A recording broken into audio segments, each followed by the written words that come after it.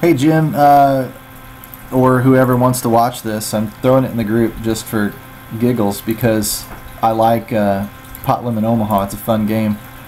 Pot Limit Omaha is high only, and it is 4 cards dealt in your hand. These are my 2 seats, 4 over here, 1 over here. You get 4 cards down, and then like Hold'em, there's potential for 5 cards to come up on the community board.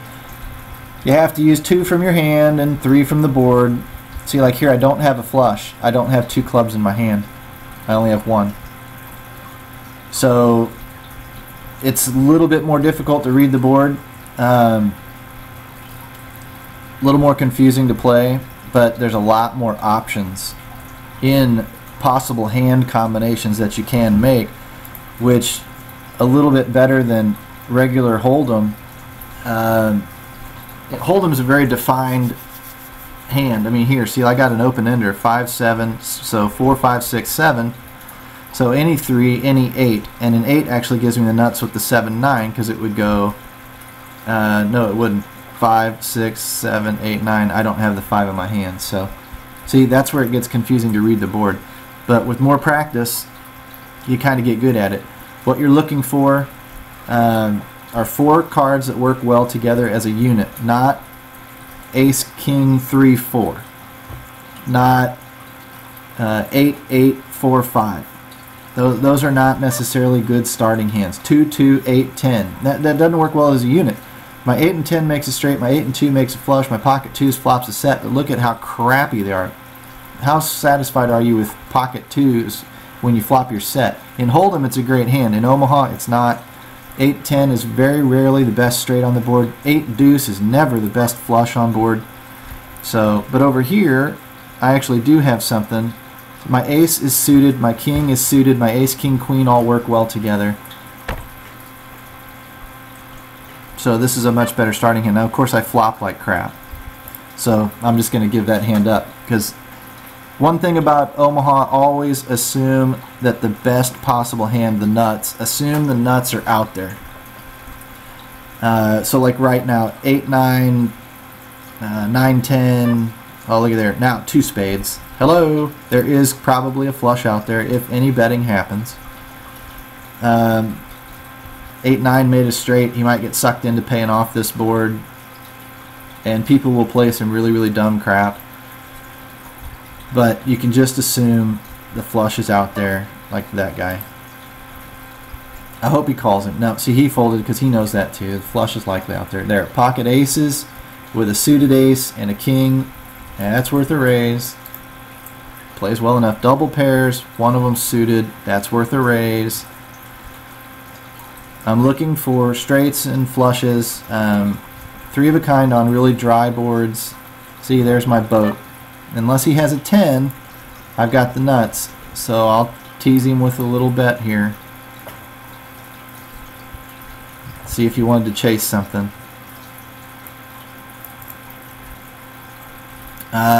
Getting back to the more philosophical stuff, being in position helps because you're the last one to act.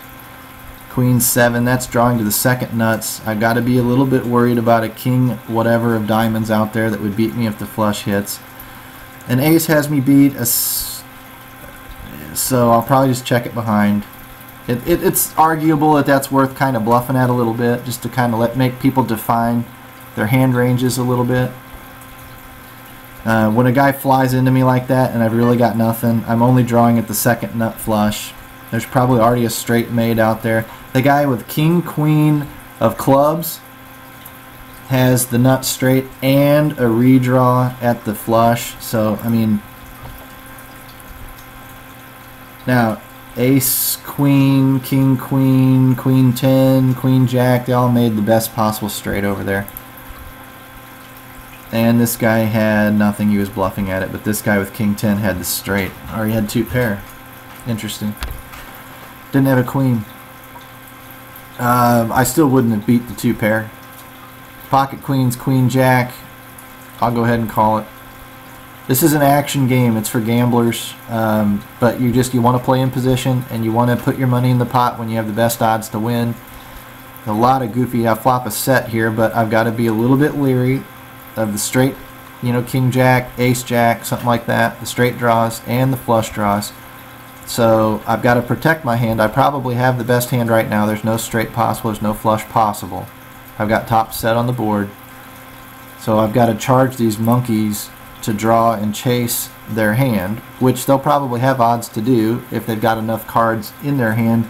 Something like king jack of clubs. That guy's not going anywhere. But neither is pocket tens. Queen 10 is probably not going anywhere. So, I mean, there's a lot that's going to come along with me.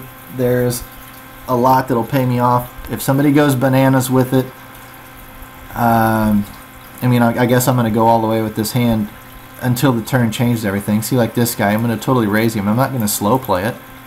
I want the money in right now because this next card, if it's a club, screws me over big time. I'm not waiting for it to show up. I'm just going to try and get these two others out of the pot, hope he snaps his wad and goes crazy. And then we'll take our chances with it because I'm not going to need much. Ah, crap. Three-way pot. This doesn't do well for me, but look, it's a $16 pot and I've only got $1.50 to put in. I'm committed. Ace, king, jack, flush draw, 10. There's your set of tens. I win it. I got lucky there. Probably wasn't, I don't know, without stopping and thinking about it, I don't know if I was the favorite in that hand. I was a favorite on the flop. That guy had some outs against me. So, I don't know. We'll see. I don't think I'm going to review that hand, which I usually will do. But here, with 7 minutes now, you've seen a hand, you've seen the action that can go bonkers. You can see the nuts are usually out there. This sucks. Would Ed trip sixes, but I wasn't going to go crazy with it. 4-5 makes a straight. Two spades aren't going anywhere.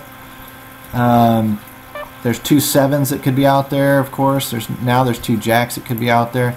It's all about reading the board, assessing your situation, how strong is your hand in relation to the board, and based on how bananas the other guys are going. It's kind of a fun game, kind of a gambling game, kind of an action game for people. I don't know. That gives you a little sample. I'll probably post this video in the Amazon group or the, the Facebook group, and you know, we'll see if it's worth talking about. All right, man. See ya.